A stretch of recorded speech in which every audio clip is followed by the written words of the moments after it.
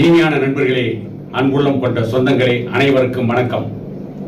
ஒரு யூடியூப் சேனலில் பேசிய கரிகாலன் என்கின்ற ஒரு நபர் ஊடகவியலாளர் என்று சொல்லிக்கொண்டு உளுத்து போன செல்லரித்து போன பிரச்சனைகளை பேசுகின்ற ஒரு காபோதி. பாட்டாளி மக்கள் கட்சியை பற்றி, டாக்டர் ஐயாவை பற்றி, அண்ணன் அன்புமணி ராமதாஸ் அவர்களை பற்றி அவன் கூறியிருக்கின்ற தரக்குறைவான கருத்துக்கள். பாட்டாளி மக்கள் கட்சி சமூக நீதிக்காக போராடவில்லையாம்.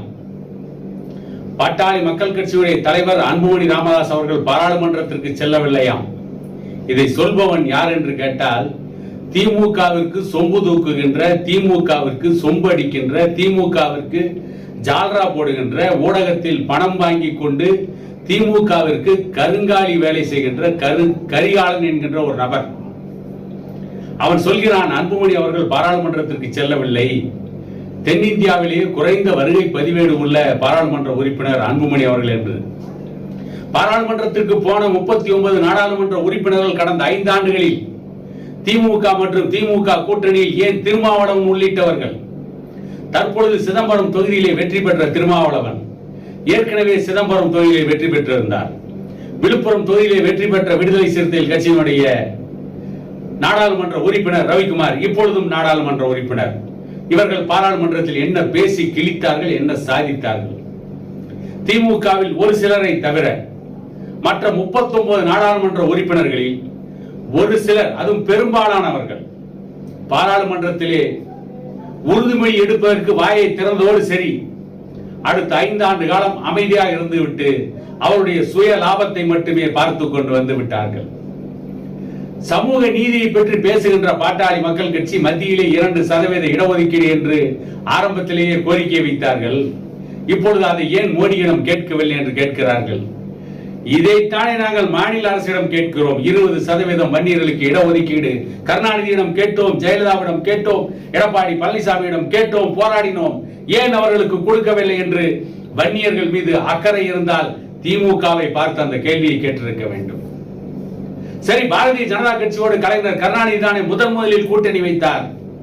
அன்றைக்கு பாரதிய ஜனதா கட்சியிடம் கருணாநிதி அந்த கோரிக்கையை வைக்கவில்லையே, அதை பற்றி ஏன் இந்த கரிகாலன் பேசவில்லை?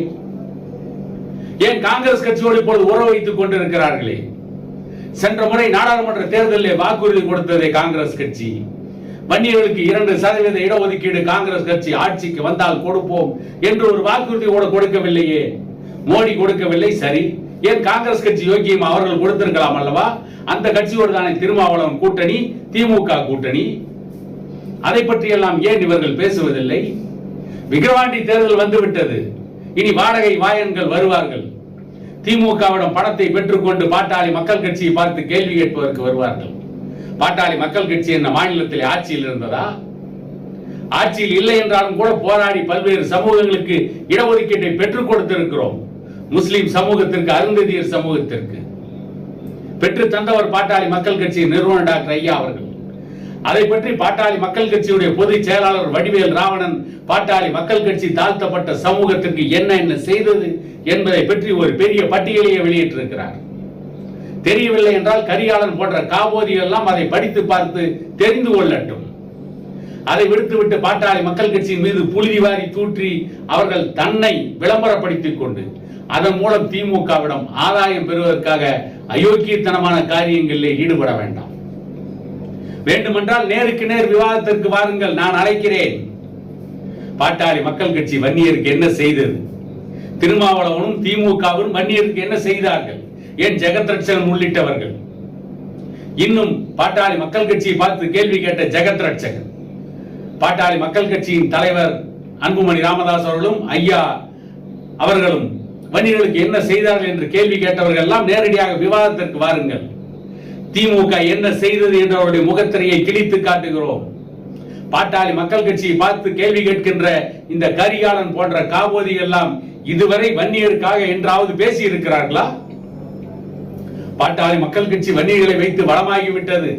பாட்டாளி மக்கள் கட்சியின் நிறுவனர் டாக்டர் ஐயா அவர்களும் அன்புமணி ராமதாஸ் அவர்களும் வன்னியர்களை வைத்து தன்னை வளப்படுத்திக் கொண்டார்கள். ஆனால் தமிழகத்தையே ஒட்டுமொத்தமாக அடகு வைத்து பல லட்சம் கோடிகளை சேர்த்து வைத்த திமுக வன்னியர்களை விடுதலைக்கு கொடுத்ததா? வன்னியர்களை வாழ வைத்ததா? வன்னியர்களுக்கு இடஒதுக்கீடு கொடுத்ததா? ஒட்டுமொத்த தமிழகத்தினுடைய உரிமையே அடகு வைத்தது திமுக. அதை பற்றியெல்லாம் இவர்கள் பேச மாட்டார்கள். ஏனென்றால் திமுக விமர்சித்தால் இவர்கள் வயிற்றுப்பாட்டுக்கு வஞ்சகம் வந்துவிடும், இவர்கள் சாப்பிடுகின்ற சோத்துக்கு வழி இல்லாமல் போய்விடும். ஆகவே திமுகவிடம் ஆதாயம் பெற வேண்டும் என்பதற்காகவே பாட்டாளி மக்கள் கட்சியின் மீது வன்மத்தை கிளப்புவது. இன்னொன்று, இந்த கரிகாலன் போன்ற காபோதிகள் பேசுவது பாட்டாளி மக்கள் கட்சி ஜாதிக்கு எதிரான கட்சி, பாட்டாளி மக்கள் கட்சி ஜாதி ஒழிப்புக்கு எதிரான கட்சி. ஆகவே அந்த கட்சி நிராகரிக்கப்பட வேண்டும். மற்றவை எல்லாம் ஜாதி ஒழிச்சிட்டானா? திமுக ஒழித்து விட்டதா? அண்ணா திமுக ஒழித்து விட்டதா? காங்கிரஸ் ஜாதியை ஒழித்து விட்டதா? பாட்டாளி மக்கள் கட்சி மட்டும்தான் ஜாதியை பற்றி பேசிக் கொண்டிருக்கிறதா? விக்கிரவாண்டிக்கு போகின்ற அத்தனை கட்சிக்காரர்களும் நாம் தமிழர் உள்ளிட்ட அத்தனை கட்சியும் வன்னியர்கள் வன்னியர்கள் என்று எதற்கு வன்னியர்களை பற்றி பேசுகிறீர்கள்? நாங்கள் ஜாதிக்கு அப்பாற்பட்டவர்கள், ஜாதி வேண்டாம் என்று சொல்பவர்களெல்லாம் எங்களுக்கு ஓட்டு போடுங்கள் என்று பேசலாமே. திமுக பேசலாம், ஏன் இந்த கரிகாலன் போன்ற காபோதிகள் போய் விக்கிரவாண்டியிலே பேசலாமே? பாட்டாளி மக்கள் கட்சி ஜாதி வெறி பிடித்த கட்சி என்று நேற்று வரை பேசியவன் எல்லாம் எவனும் ஏன் இன்றைக்கு போய் விக்கிரவாண்டியிலே பாட்டாளி மக்கள் கட்சி வன்னியர் ஜாதி வெறி பிடித்த கட்சி என்று பேசவில்லை? ஒரு பெயர் பேசவில்லை. அங்கே போய் வன்னியரோடு இப்பொழுது மிகவும் பாசமாக இருப்பதாக கொஞ்சம் குழாவுகிறார்கள். வன்னியர்கள் மீது புதிதாக கரிசனத்தை காட்டுகிறார்கள். வன்னியர்கள் மீது அவருடைய வாழ்க்கை உயர வேண்டும், அவருடைய வாழ்க்கை தரம் உயர வேண்டும் என்பதற்காக இவர்கள் பாடுபடுவதை போல நாடகம் ஆடுகிறார்கள். வார்த்தைக்கு வார்த்தை வன்னியர் என்கிறார்கள். தேர்தல் முடிந்த பிறகு பாட்டாளி மக்கள் கட்சி ஜாதி வெறி கட்சி என்பார்கள். தேர்தலுக்கு முன்பு பேசிக் கொண்டிருந்தான் கரிகாலன் போன்றவர்கள் எல்லாம் இவர்கள் நாடக காதல் என்று சொல்லி அவர் ஜாதியில் இருக்கின்ற பெண்களை அவர்களை விமர்சிக்கிறார்கள். எது? வன்னியர் சமூகத்தில் இருக்கின்ற பெண்களே பாட்டாளி மக்கள் கட்சியின் நிறுவனர் டாக்டர் ஐயா நாடக காதலை எதிர்ப்பதை வன்னியர் சமூகத்து பெண்களே விரும்பவில்லையாம்.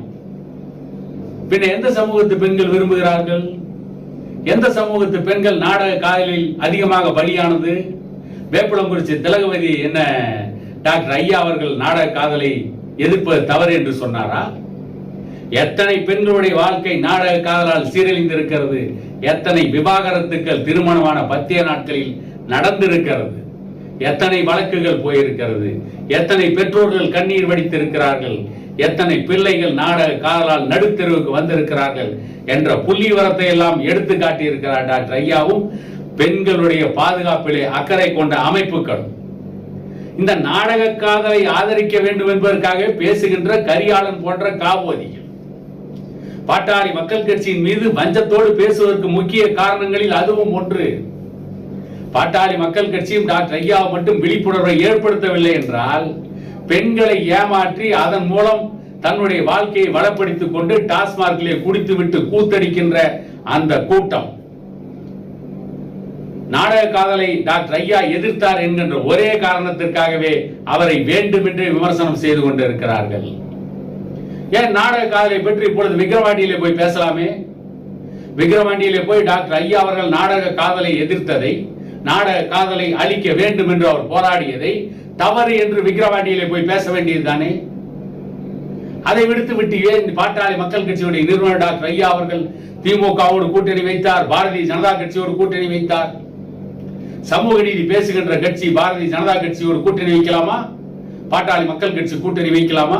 சமூக நீதி காவலர் என்று சொல்லிக் கொண்ட கலைஞர் கருணாநிதி ஏன் பாரதிய ஜனதா கட்சியோடு முதலில் தமிழ்நாட்டிலே கூட்டணி வைத்தார்?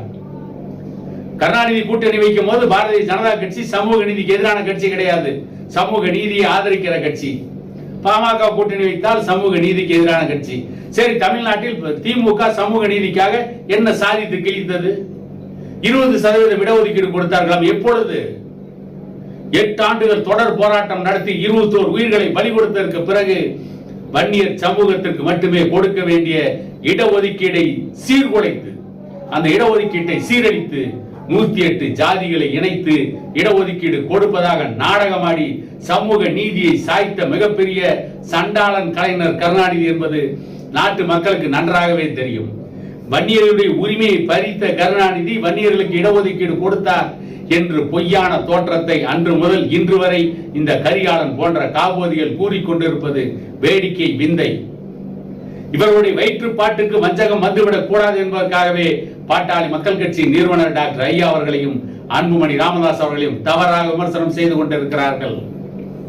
தமிழ்நாட்டிலிருந்து போன எம்பிக்களில், அதுவும் திமுக, விடுதலை சிறுத்தைகள் மற்றும் காங்கிரஸ் கட்சி எம்பிக்களில் பலர் பாராளுமன்றத்தில் கையெழுத்து போட்டதோடு சரி, பாராளுமன்றத்திற்கு உள்ளேயே இருந்ததில்லை என்ற புள்ளி விவரங்கள் நிறைய இருக்கிறது.